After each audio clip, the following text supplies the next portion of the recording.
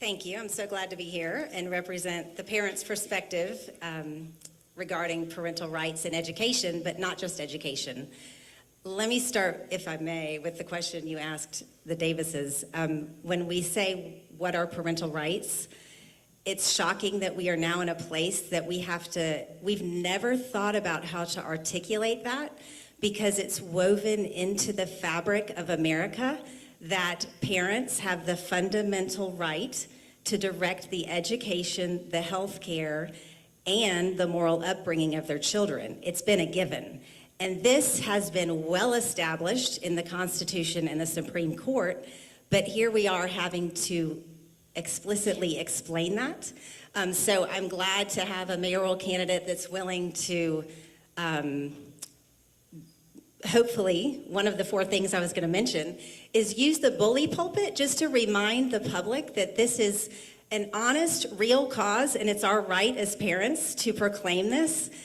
We are not AstroTurf, and we are not pawns of dark money, as we've been accused of, but we are just simply standing up for our right to direct the moral upbringing and the education of our children. So I wanted to start there. Sorry, going on long here. But I have four things that the mayor could consider doing.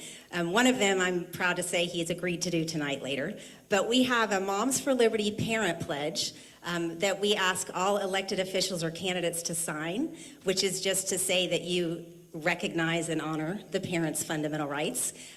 We also, Moms for Liberty, have a resolution that we've crafted that we offer for school boards to consider signing April Carney, but tonight we're talking about the mayor. So we have a city version. We would love to see the city council and the mayor pass a resolution that says this city absolutely affirms parental rights.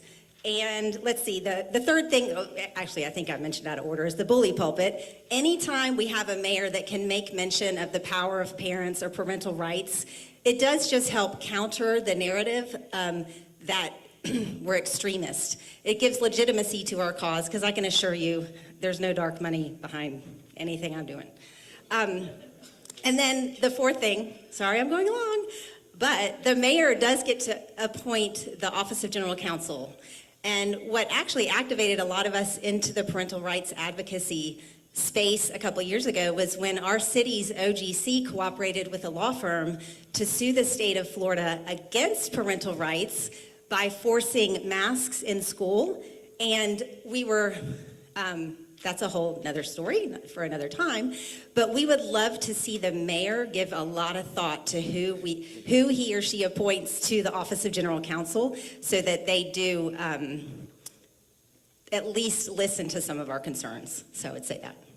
Thanks.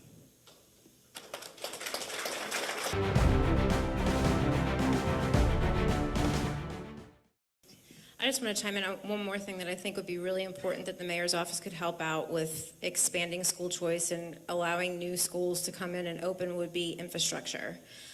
We had in the last year a great school that wanted to come into the Mandarin area, and they finally threw their hands up and said, we're not coming because of the traffic issues. And so I think there's got to be a way that the city can meet these schools halfway and say, okay, well, we're going to help expand the roads in this area. We're going to add traffic lights for you so that we can bring more and more of these different types of curriculum into the city so that we have more school choice for everybody. That's really important. Yeah, I have an idea. I have a very nuts and bolts idea that just came to me today, and I thought, this is my opportunity. I might as well share it. You could be the school choice mayor by doing this one thing. In observing school board workshops, probably a lot of you in the room are familiar, Duval County's been doing it for a long time, the School Choice Expo, where they advertise to all the parents in the communities about the different magnet schools that Duval County Public Schools offer. But in the last year or two, it's become almost cost prohibitive. The school board members are struggling because they know this is an event that parents love.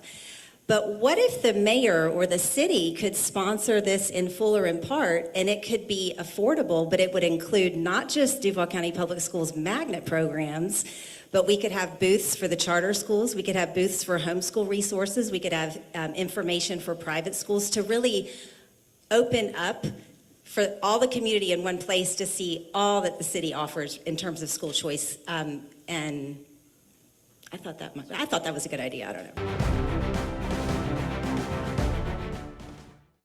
I'll keep it very short. There may be city grants that could help fund paying for some of our career and technical educators, because the school district has a hard time attracting them, because the salary, leaving the private business to come teach students is a big, big pay cut. But there might be a piecemeal approach. Maybe there could be grant funds that could help certain, businesses that want to come. That's all.